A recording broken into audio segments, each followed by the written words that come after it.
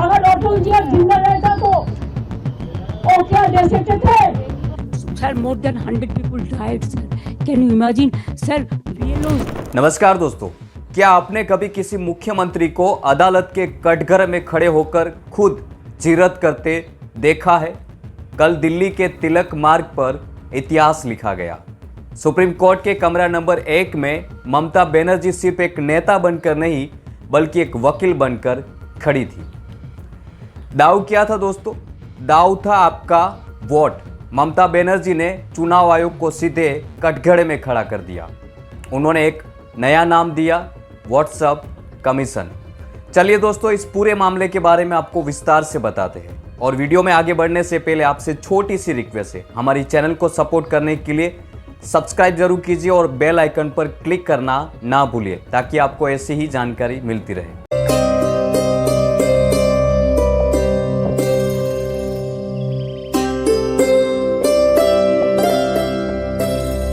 दोस्तों, ममता बनर्जी का आरोप है कि बंगाल में 58 लाख नाम काट दिए गए। वो भी कैसे दोस्तों? प्राइवेट मशीनों के जरिए, जो ममता के मुताबिक बीजेपी का सुपर सेल माना जा रहा है। Sir, their SIR process is only for deletion, not for inclusion. Mismatch not only the title, sir. Mismatch. दोस्तों, चुनाव आयोग का कहना है कि हमारे पास अफसरों की कमी है, इसलिए हम माइक्रो ऑब्जर्व तैनात किए हैं। ममता जी ने पूछा, ये ऑब्जर्व कौन है? सरकारी कर्मचारी या फिर किसी खास पार्टी के कार्यकर्ता? अब जरा सोचिए दोस्तों, एक बेटी शादी कर कर ससुराल जाती है, सरनेम बदल देती है और चुनाव आयोग उसका वोट काट देती है। A daughter after marriage, she go to the in-laws house. Now why she's change her title? Why she's using the husband's name, husband's title? That is also mismatch. Yes sir, they have done it sir. Now, क्या spelling की गलती लोकतंत्र से बाहर करने का आधार हो सकती है? यह भी सबसे बड़ा सवाल है।